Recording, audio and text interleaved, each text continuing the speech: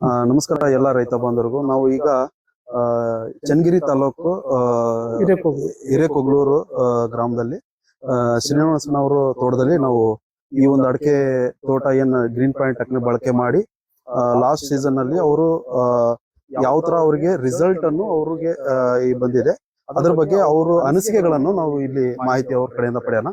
ನಮಸ್ಕಾರ ಶ್ರೀನಿವಾಸಣ್ಣ, ಈಗ ನೀವು ಎಷ್ಟು ಲಾಸ್ಟ್ ಎಷ್ಟು ಒಂದು 4-6 ತಿಂಗಳಿಂದ ಸಹ ಈ ಗೊಬ್ಬರಗಳನ್ನು ಯೂಸ್ ಮಾಡ್ತಾ ಇದ್ದೀರಾ, ಗ್ರೀನ್ ಪಾಯಿಂಟ್ ಗೊಬ್ಬರಗಳನ್ನು ಯೂಸ್ ಮಾಡ್ತಾ ಇದ್ದೀರಾ.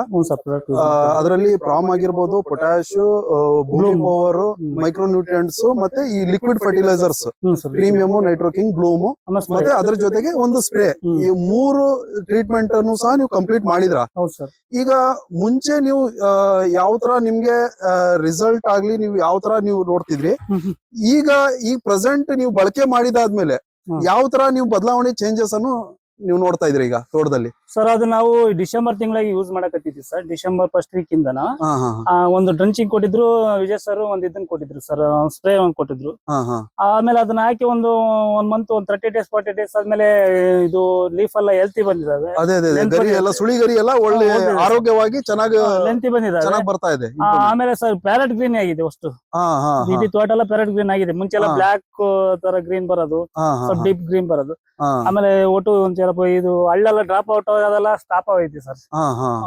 ಅಷ್ಟು ಹಳ್ಳೆ ಮುಂಚೆ ಹೋದನೇ ವರ್ಷ ಬಹಳ ಹಳ್ಳ ಡ್ರಾಪ್ ಔಟ್ ಆಗಿತ್ತು. ಅಂದ್ರೆ ನೀವು ನಿಮ್ ಹೇಳೋ ಪ್ರಕಾರ ಏನಂದ್ರೆ ಇಲ್ಲಿ ಬೆಳವಣಿಗೆ ಏನ್ ರಿಲೇಟೆಡ್ ಪೂರಕವಾಗಿ ಸಹ ಇಂಪ್ರೂವ್ಮೆಂಟ್ ಆಗಿದೆ. ಅದ್ರ ಜೊತೆಗೆ ಇಳುವರಿಗೆ ಸಂಬಂಧಪಟ್ಟಿದೆ. ಈಗ ಕಾಯಿ ಡೆವಲಪ್ಮೆಂಟ್ ಆಗಿರ್ಬೋದು, ಏನೋ ಈಗ ರೈತರು ಕಂಡು ಬರತಕ್ಕಂತ ಸಮಸ್ಯೆ ಏನಂದ್ರೆ ಹಳ್ಳು ಡ್ರಾಪ್ ಆಗೋದು, ಈ ಹಣ್ಣು ಒಡಕ ಬರೋದು, ಈ ತರ ಸಮಸ್ಯೆ ಈ ಸೀಸನ್ ಅಲ್ಲಿ ಯಾವ ಸರ್ ಒಂದು 20% ಸ್ವಲ್ಪ ಇನ್ನೊಂದ್ ಸ್ವಲ್ಪ ಮಾಡ್ಕೊಂತ ಹೋದ್ರೆ ಕಮ್ಮಿ ಆಗ್ಬೋದು ಸರ್. ಅಂದ್ರೆ ಹಂತವಾಗಿ ಅದೆಲ್ಲ ಕಡಿಮೆ ಆಗ್ತದೆ. ಲಾಸ್ಟ್ ಇಯರ್ ಈ ಸತಿ ಹೋಲಿಸ್ಕೊಂಡ್ರೆ 60% ನಾನು ಅದು ಕವರೇಜ್ ಮಾಡಿದ್ದೀನಿ ಸರ್. ನಾನು ಅಲ್ಲಿ ಡ್ರಾಪ್ ಆಗೋದು ಅವೆಲ್ಲ ಇಲ್ಲ ಸರ್.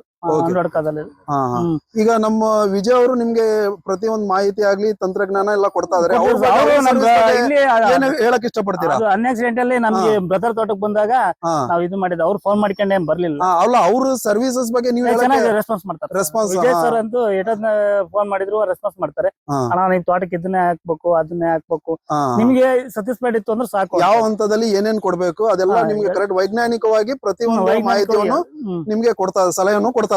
ಯೂಮಿಕ್ ಆಸಿಡ್, pH ಎಲ್ಲ ಲೆವೆಲ್ ಮೇಂಟೆನೆನ್ಸ್ ಗೆ ಕರೆಕ್ಟ್ ನಮ್ಗೆ ಸಜೆಷನ್ ಕೊಡ್ತಾರೆ. ನೀವು ರೈತರಿಗೆ ಏನ್ ಸಂದೇಶ ಕೊಡಕ್ ಇಷ್ಟಪಡ್ತೀರಾ?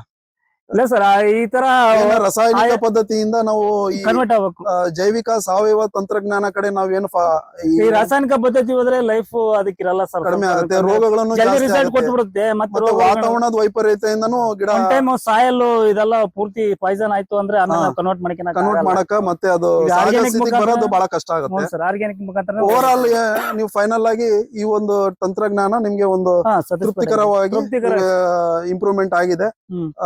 ಮುಂದಿನ ದಿನಗಳಲ್ಲಿ ಇನ್ನೂ ಉತ್ತಮವಾಗಿ ನೀವು ಒಂದು ಇಳುವರಿ ಆಗ್ಲಿ ನೀವು ಒಂದು ಪಡೆಯಬಹುದು ಅಂತ. ನಮ್ಗೆ ಇಳುವರಿ ಮುಖ್ಯ ಅಲ್ಲ ಸರ್, ಇಡೀ ತೋಟನೂ ಅಷ್ಟು ನಾವು ಹೆಲ್ತಿಯಾಗಿ ಇಟ್ಕೊಂಡ್ವಿ ಅಂದ್ರೆ ಅದು ರಿಸಲ್ಟ್ ಬಂದೇ ಬರುತ್ತೆ.